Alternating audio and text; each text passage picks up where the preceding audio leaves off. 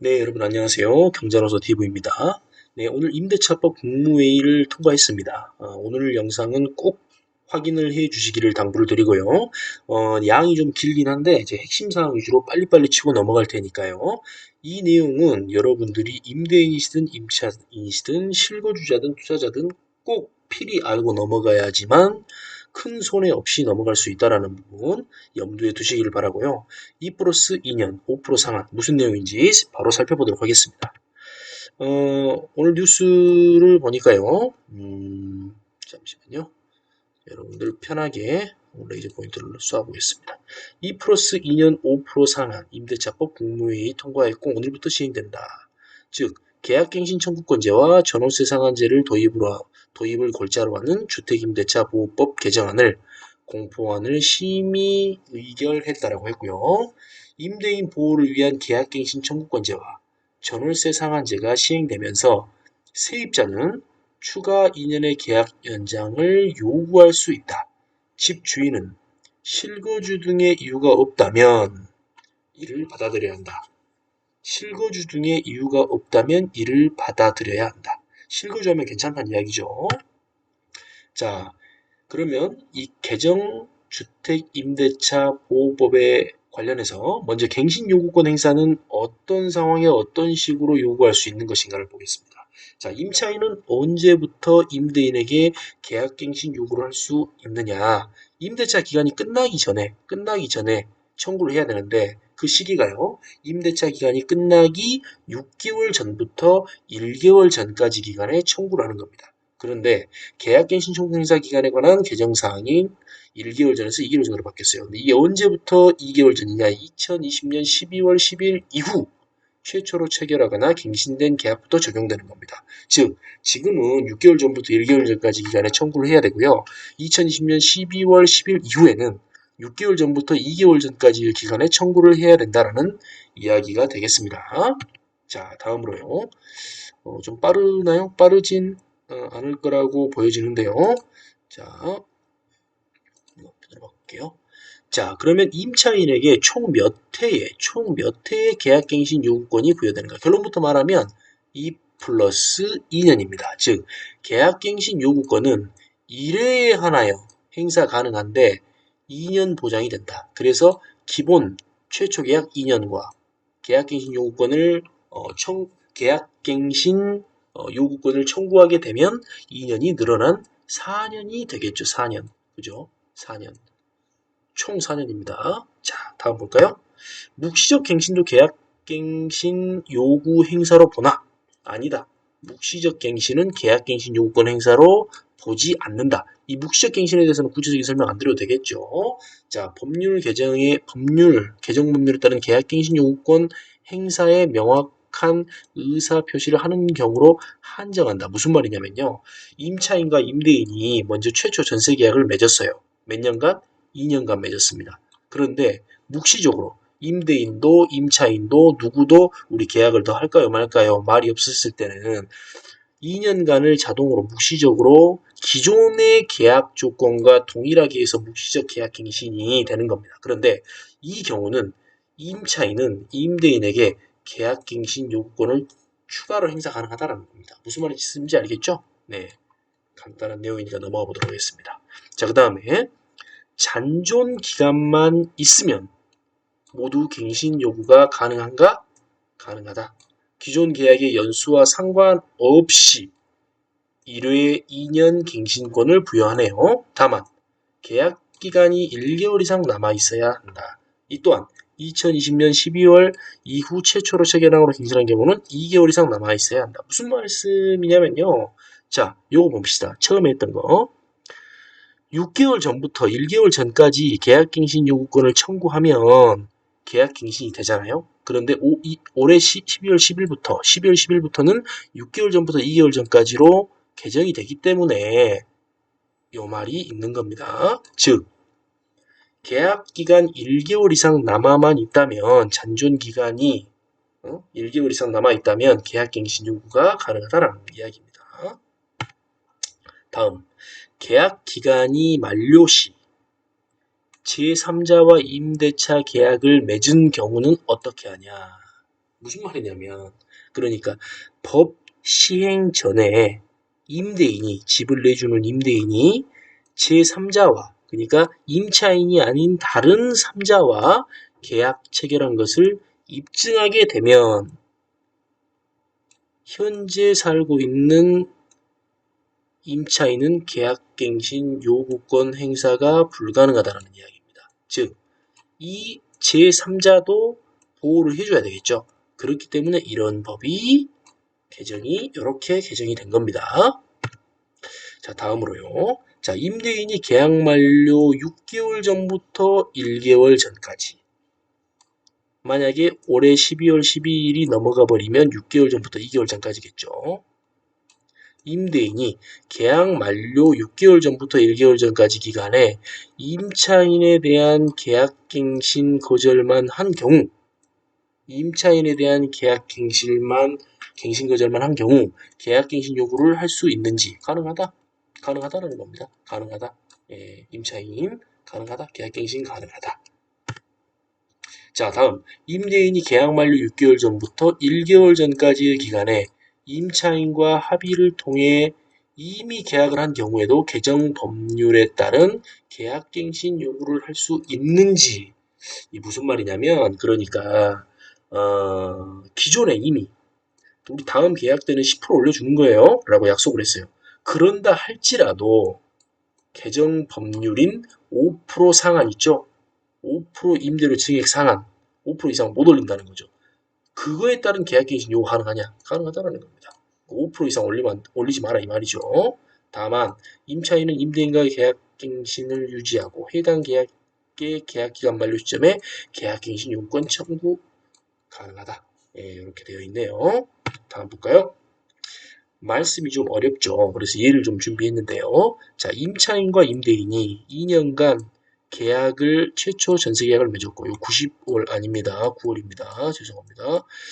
2020년 6월에 상호간 합의로 2020년 9월부터 22년 9월까지 갱신을 실시하면서 임대료를 8% 증액하기로 약속을 했다. 이미 계약했다. 그렇다 할지라도 5% 미만으로 임대를 조정하는 겁니다. 즉, 그런데 이때 임차인은 20년 8월에 계약갱신 요건을 행사하여 5% 미만으로 임대료를 조정하거나 또는 이미 8% 증액한 기존 임대차 계약 관계를 유지하면서 계약기간 만료 시점인 22년 7월, 계약 중 2개월 전이겠죠.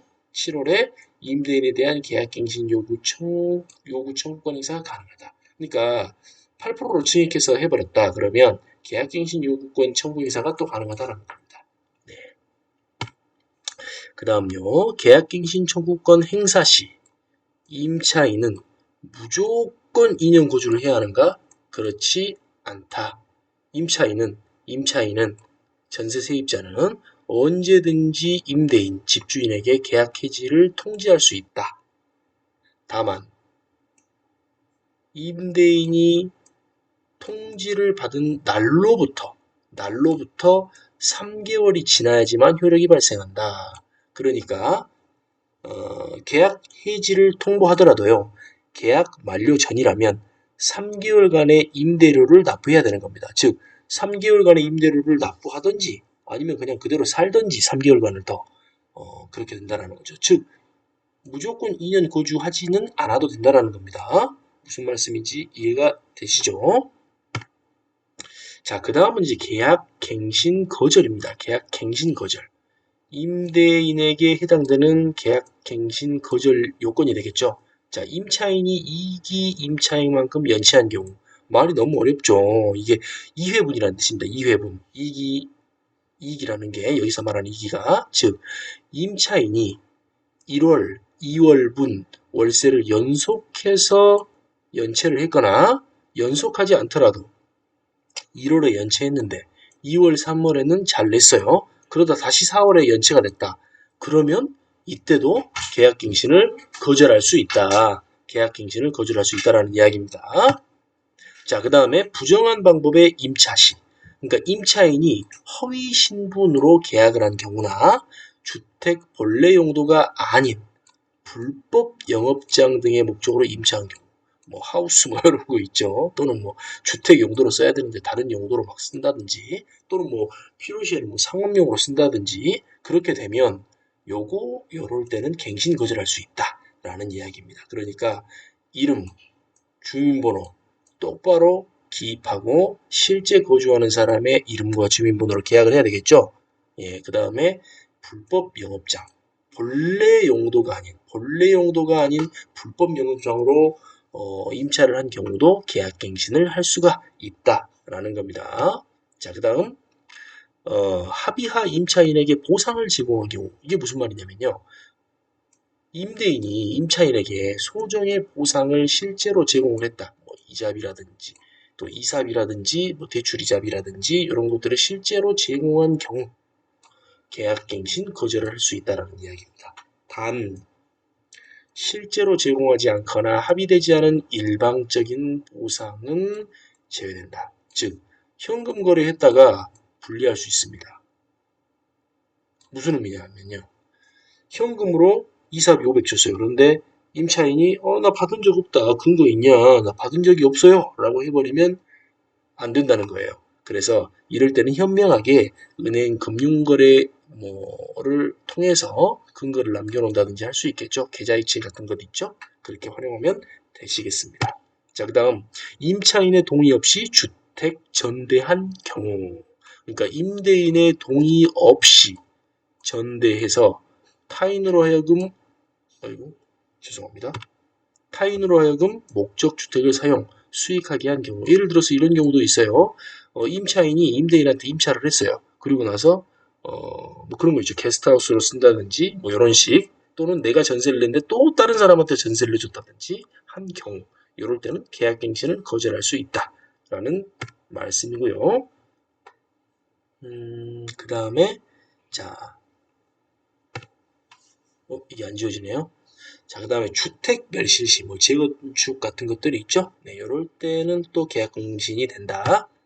그 다음 임대인이 실제를 거주하게 될 경우입니다. 임대인이 실제 그 집에 거주하는 경우에요. 자, 임차인에게 직접 거주 필요성을 계약 만료 6개월 전부터 1개월 전까지의 기간에 통보하고 입주하시면 됩니다. 그 경우는 계약갱신 거절할 수 있어요.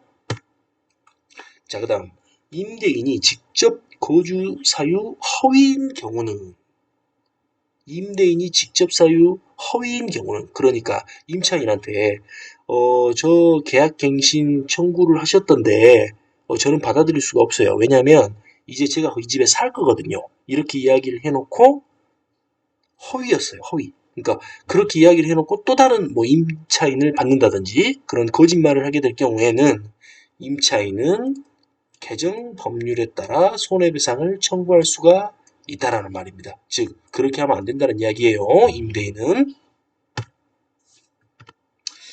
그 다음 임대료 상한에 대한 내용입니다. 임대료 5% 상한 제한이 있다고 했죠. 그러면 5% 제한은 언제 적용되는가? 임대료 제한은요, 존속 중인 계약에서 임대료를 증액하거나 계약갱신 청구권을 행사하는 경우에만 행사한다 라고 되어 있네요. 그러니까 존속 중인 계약에서 임대료를 증액하거나 계약갱신 청구 행사 시에는 5% 상한 적용된다라는 말입니다. 그러니까 한 번 전세계약 끝나고 다음에 또 될 때 임대료를 증액하죠. 지금 시세가 많이 올랐는데 이만큼 좀 올려주셔야 되겠어요. 그게 5%로 제한된다는 겁니다. 5% 이상 하면 안 된다라는 거예요. 증액하면. 자, 다음 계약갱신 청구권 행사 시 전월세, 그러니까 전세에서 월세로 전환이 가능한가라는 이야기입니다. 왜? 전세가 5%밖에 상한이 안 되기 때문에 굉장히 임대인 입장에서는 속상하겠죠. 특히 신축 아파트 같은 경우에 전세가가 굉장히 다운된, 그러니까 낮게 본래의 그 전세 가치보다 훨씬 낮게 체결이 될 수밖에 없거든요. 왜? 입주 시기에는 굉장히 많은 물건들이 동시다발적으로 나오기 때문에 그 물량들을 소화를 먼저 시키려고 경쟁이 붙다 보니까 전세가가 실제 가치보다 훨씬 떨어져서 계약이 되는 경우가 많거든요. 그래서 첫 번째 그 계약을 했던 가격이 전세가 굉장히 낮다 보니 임대인 입장에서는 속이 상하겠죠. 예를 들면 2억의 전세를 처음에 내줬어요. 근데 시세가 2년 지나고 나니까 3억 5천이 됐어요. 그러면 거기서 5%면 불과 뭐 2억 천? 요 정도밖에 안 되나요? 그죠? 그 정도밖에 못 올리는 거예요. 1,000만 원 정도밖에. 근데 이미 전세 시세는 사실은 3억에서 3억 5천인 거죠. 그럴 경우에 1,000만 원 더 받고 전세를 재계약하기가 속상하다 보니 그러면 차라리 월세로 전환해 버릴까? 라는 거죠. 그런데 개정 법률상 갱신되는 임대차는 기존에 2년을 살았다가 다시 2년을 추가로 갱신하는 이런 경우를 말하는 거예요. 갱신되는 임대차는 전 임대차와 동일한 조건으로 다시 계약한 것으로 본다. 그러므로 전세에서 월세로 전환할 때 임차인의 동의 없이는 곤란하다. 임차인과 협의하에 그렇게 할 수는 있겠지만 임대인 임의로 임차인 동의 없이 전세에서 다음 갱신되는 우리 월세로 갑시다 라고 할 수가 없다라는 이야기입니다. 다음 볼까요? 집주인이 변경된 경우, 그러니까 집이 전 주인이 있었어요. 근데 그 전 주인이 집을 팔았어요. 두 번째 집주인이 이제 집을 받은 거예요. 이렇게 집주인이 변경된 경우를 이야기하는 겁니다. 이 경우 임차인이 거주하고 있는 주택은 매도할 수 없는가라는 거죠. 그러니까 계약갱신 청구권 제도가 도입되는 경우 임차인이 거주하고 있는 주택은 매도할 수 없는가? 아니다. 매도할 수 있다. 매도할 수 있다는 겁니다. 그러니까 집주인이 바뀌었을 때, 그 집주인이 사고 나서 주택을 뭐 매도할 수 있다라는 그런 이야기입니다. 그래서요, 이런 경우도 매도할 수 있으니까 걱정 없이 뭐 매도를 하면 될 것 같습니다. 그러니까 어떤 경우냐면 전세를 계약갱신 청구권이 도입되고 나니까 임대료도 또 5% 상한이 걸려 있다 보니 내가 또 이걸 2년간 낮은 가격에 내놓을 바에는 팔아버려야겠다라고 생각하는 경우가 있을 수 있겠죠. 그런 경우는 가능하다라는 겁니다. 그냥 부담 없이 매도하셔도 좋다라는 겁니다. 자, 다음 법 시행 이전에 집주인이 바뀌고 바뀐 집주인이 직접 거주를 희망하는 경우 기존 임차인의 계약갱신 요구를 거절할 수 있다. 다만 계약 만료 6개월 전부터 1개월 전까지 기간에 갱신 거절 의사를 표시해야 된다라고 되어 있네요. 그러니까 이 계약 만료 6개월 전부터 1개월 전까지의 요소를 잘 기억해 주시기를 바랍니다. 네. 오늘 굉장히 복잡하고 어려운 내용을 사실은 다뤘어요. 워낙 다룰 내용들이 많다 보니까 신속하게 치고 넘어갔는데요. 너무 빠른 진행이었다면 좀 죄송하게 생각하고요. 혹시 필요한 부분들은 여러분들이 다시 한번 돌려서 보시면 좋지 않을까라는 생각을 해봅니다. 네, 긴 시간 영상을 시청해 주셔서 감사드리고요. 오늘 그 임대차 3법 중에서 두 가지 지금 국회 통과가 의결이 됐는데 이 내용 잘 기억을 하셨다가 임대인 입장에서든 임차인 입장에서든 불필요하게 손해를 보거나 피해를 입는 일이 없으셨으면 좋겠습니다. 네, 긴 영상 시청해 주셔서 감사드리고요. 오늘 저녁도 좋은 밤 되셨으면 좋겠습니다. 감사합니다.